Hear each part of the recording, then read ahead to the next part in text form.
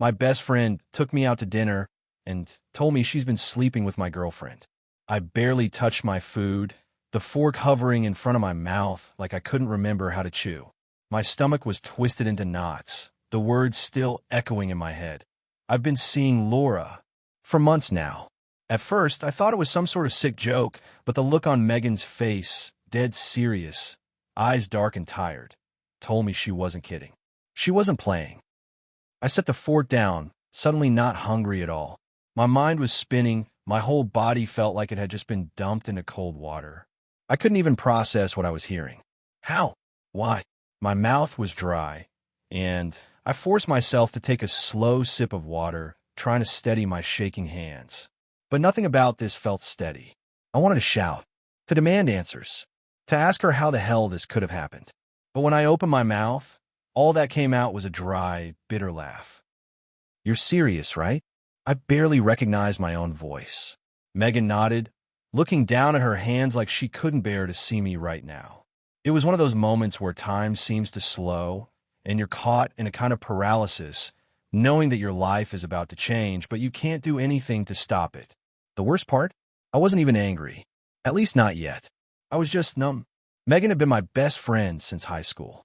We'd been through everything together. Heartbreaks, breakups, family drama, and stupid mistakes that we'd laughed about later. She knew more about me than anyone else. So why? Why would she do this? She cleared her throat, glancing up at me. I know this is unbelievable, but it's been going on for months, and I couldn't hide it from you anymore. I'm sorry, I really am, but I didn't know how to tell you. Her voice was shaky, but there was no turning back. She had said it. The words were out there. They were real. Wait, I said, my mind racing, my heart hammering against my ribs like it wanted to escape. You've been sleeping with her? Laura? My girlfriend. The words felt alien as I said them. I couldn't even wrap my head around the fact that they were true. Why? How could you do this? I don't know, Megan said softly, her voice barely a whisper. It just happened. One thing led to another. And then, I couldn't stop. I didn't mean for it to go this far. Did Laura know? My chest tightened as I asked it. Did she know? The thought of Laura, my girlfriend of nearly 2 years, being a part of this twisted mess made me sick. My stomach turned again, and I felt the familiar sting of tears at the corners of my eyes, though I was too shocked to actually cry. Megan looked at me, eyes full of regret. Yes, she knew. She's just as much at fault as I am. I let out a breath I hadn't realized I was holding. Everything inside of me felt wrong. I could feel the weight of the betrayal pressing down on me, my limbs heavy as if I'd been hit by a truck. The restaurant felt too bright, too loud, and I wanted nothing more than to get out of there. I should have known. There had been signs, hadn't there? Little things I'd brushed off. Laura's late nights, Megan's nervous energy whenever we hung out, the strange looks that passed between them whenever they thought I wasn't paying attention.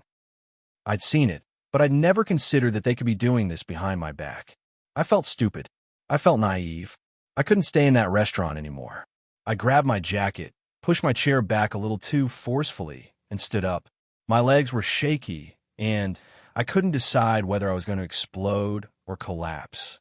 Megan reached for my arm as I turned to leave, her touch soft but desperate. Wait, she said. Please. I know you're angry. You have every right to be angry. But just... Let me explain.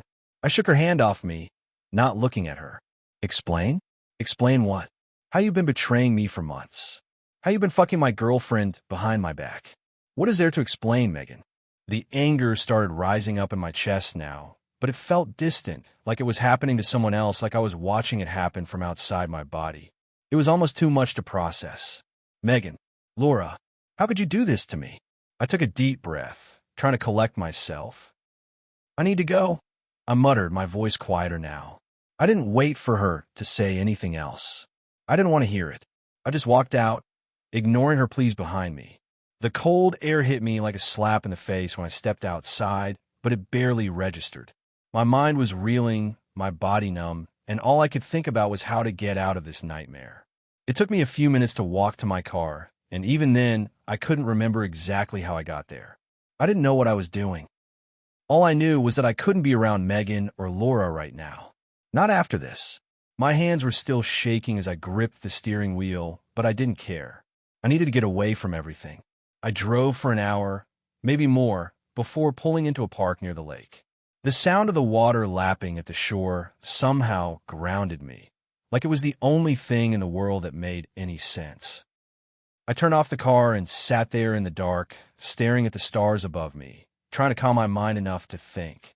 But all I could think about was the betrayal, the lies, the way Megan had told me everything so casually, like it was something she had been planning for ages, and now she was just dumping it on me in one go. How could I have missed this? How could I have been so blind? I couldn't even process the idea of going back to my apartment. The thought of seeing Laura's face, of confronting her about this, felt like too much. I had to talk to her. I had to hear what she had to say. But at the same time, a part of me knew there was nothing she could say that would make it okay. The trust was shattered. It was all gone. I pulled out my phone and dialed Laura's number, then hesitated before pressing send. I stared at her name on the screen. My girlfriend. The woman I had thought I was building a life with. The woman who had been in my bed just a few hours ago. But I couldn't call her yet, now when I still felt like I was drowning. Eventually, I let out a breath and sent a text to Megan instead. I needed some kind of answer. Anything. I needed to hear her side more clearly, even though deep down, I already knew there was nothing she could say to make it right. Why? Was all I sent. I knew I wouldn't get a simple answer. I wasn't sure I wanted to hear it, but for now it was all I had. Part 2. I didn't get a response from Megan right away. I think I half expected her to go silent, maybe even block me, but a part of me still hoped she'd explain, apologize, or say something that could give me closure. Something to make sense of the mess she'd just dumped on me.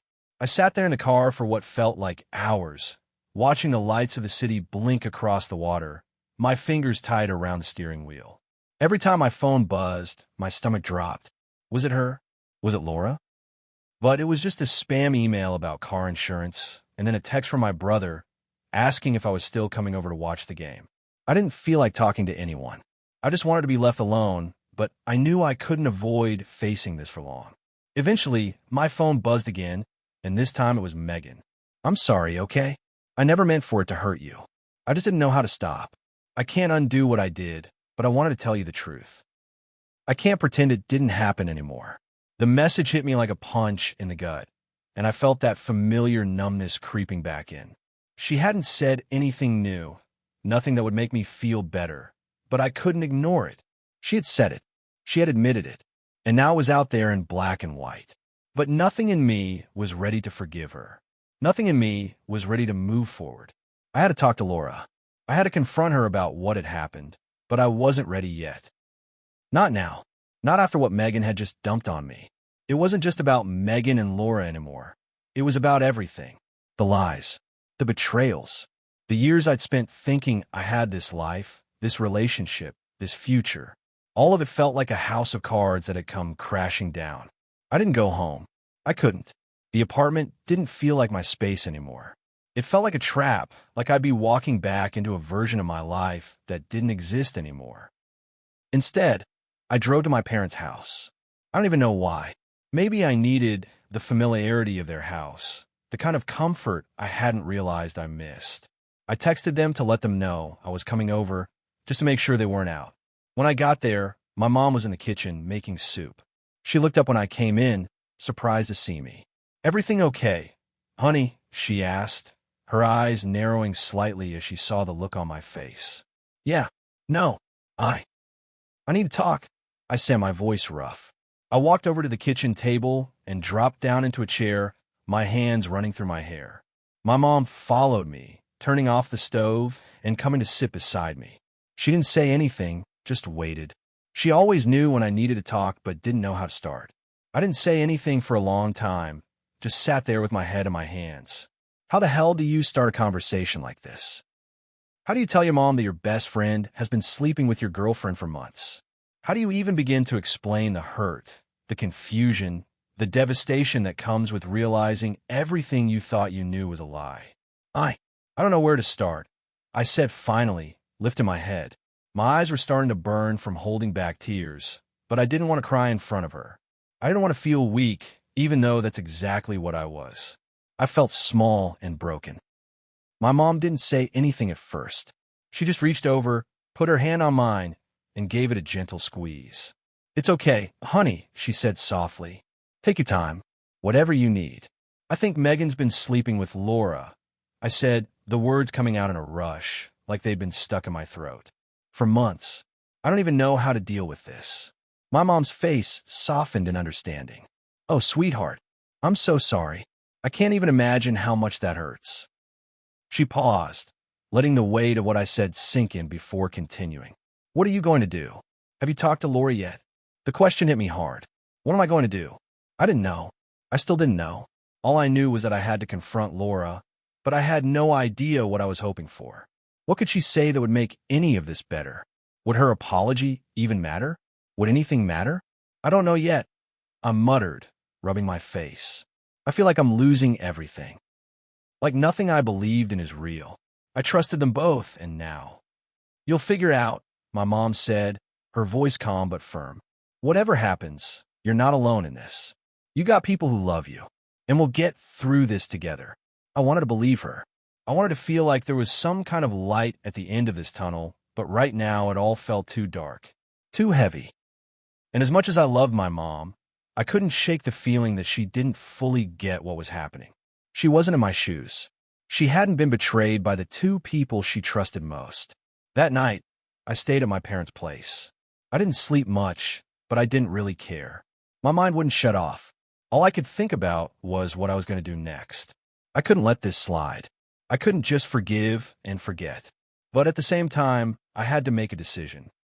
Was this the end of everything with Laura? Was it the end of my friendship with Megan? Could I even salvage anything from this? Or was everything just broken? I didn't have answers. Not yet. The next morning, I woke up early, the weight of everything still pressing down on me. I checked my phone. There was a message from Laura. "We need to talk." I stared at it for a long moment. My stomach dropped. This was it. She was reaching out. She knew I was upset. She knew I had to confront her. But what did I even say? What could I say? I sat with the phone in my hand for a long time, just staring at the message, trying to decide if I was ready for this conversation. I wasn't sure I was ready for anything, but I knew I couldn't avoid it anymore. I took a deep breath and typed back, "I'll be home in an hour."